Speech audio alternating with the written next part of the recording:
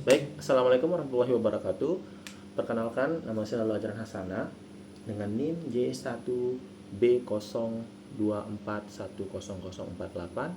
Saya dari kelas TEP 2 dari kelompok 4 praktikum HTA. Di sini saya akan menjelaskan beberapa alat yang kita sudah lihat dan kita sudah data di Badan Meteorologi, Klimatologi, dan Geofisika yang ada di Kediri, di mana kita itu ada 14 alat. Di mana di sini saya akan menjelaskan nama alat beserta prinsip kerjanya dan satuan dayanya. Jadi waktu kunjungan itu kita mendapatkan 13 alat yang ada di BMKG. Namun di modul tersebut hanya ditulis 15. Baik, alat pertama itu ada di mana alat pertama ini itu ada Automatic Rainwater Sample atau ARWS, di mana prinsip kerjanya itu mengambil sampel air hujan secara otomatis saat terjadi hujan. Biasanya berbasis sensor curah hujan atau typing bucket yang memicu pengambilan sampel, di mana satuan pada alat ini yaitu milimeter per jam. Setelah itu di sini ada penakar hujan atau rain guide, di mana prinsip kerjanya itu menampung air hujan dalam corong lalu diukur volumenya secara manual atau typing bucket atau secara otomatis, di mana satuan dari alat ini yaitu milimeter atau intensitas milimeter per jam. Selanjutnya ada alat yang ketiga, di sini sudah high volume sample atau HVS, di mana prinsip kerjanya itu mengisap udara dengan debit besar menggunakan pompa partikel debu tertahan pada filter, di mana satuan untuk alat ini yaitu debit udara meter kubik per menit. Setelah itu di sini ada cup counter anemometer, di mana prinsip kerjanya itu putaran mangkuk cup akibat angin dihitung dan dikonversi menjadi kecepatan angin, di mana satuannya itu yaitu meter per sekon atau kilometer per jam.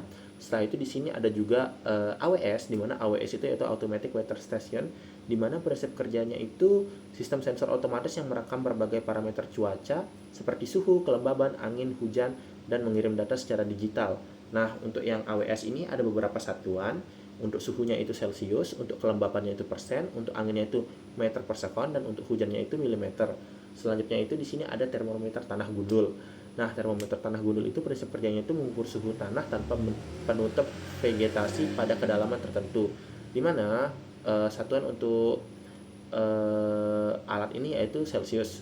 Setelah itu ada Automatic Solar Radiation Station, di mana mengukur radiasi matahari menggunakan sensor atau panometer, di mana satuan dari alat ini yaitu watt per meter persegi. Nah, kita lanjut ke alat yang ke-8. Di sini alat ke-8 itu yaitu Campbell Stokes, di mana yaitu kalau nggak salah ini tuh pencatat lama penyinaran matahari. Nah, prinsip kerja dari alat ini yaitu bola kaca memfokuskan sinar matahari hingga membakar kertas pencatat dan menunjukkan durasi penyinaran. Nah, untuk alat ini satuannya itu jam per hari, di mana kita itu akan mengecek setiap jam dalam satu hari. Nah, untuk alat ke-9 itu ada menara iklim mikro. Nah, prinsip kerjanya itu menempatkan sensor pada beberapa ketinggian untuk mengukur variasi iklim mikro. Nah, variasi yang dihitung itu ada suhu, kelembapan, dan angin. Untuk satuannya itu ada beragam, mulai dari Celcius hingga meter per sekon. Nah, kita lanjut ke yang 10 nih, ada panci penguapan atau evaporation pan, di mana prinsip kerjanya itu mengukur jumlah air yang menguap dari permukaan air dalam panci terbuka, dan untuk satuan dari alat ini yaitu milimeter per hari, tergantung kedalaman air yang menguap. Satu yang ke-11 ada sangkar meteorologi, di mana biasa disebut Stephenson screen, di mana prinsip kerja dari alat ini itu melindungi alat ukur seperti termometer atau hygrometer dari radiasi langsung agar hasilnya akurat. Jadi modelnya itu seperti rumah yang akan melindungi suatu alat, di mana rumah itu ada alat di dalamnya seperti termometer atau hygrometer. Nah, di mana satuannya itu mengikuti alat di dalamnya. Misalkan untuk termometer itu Celcius dan hygrometer itu menggunakan persen. Selanjutnya ada alat penakar hujan. Ini alat yang ke-12, penakar hujan observatorium, di mana prinsip kerjanya itu ada dua versi standar dan manual dengan ketelitian tinggi dan pengukuran yang dilakukan langsung oleh pihak pengamat, di mana satuannya itu milimeter. Setelah itu ada alat yang terakhir, alat yang ke-13 yaitu lysimeter, di mana prinsip kerjanya itu mengukur jumlah air yang masuk, keluar, dan tersimpan di tanah untuk mengetahui evapotranspirasi. di mana satuan dari alat ini yaitu di mana ada debit air di mana itu milimeter per hari atau milimeter kubik, dan evapotranspirasinya itu milimeter per hari.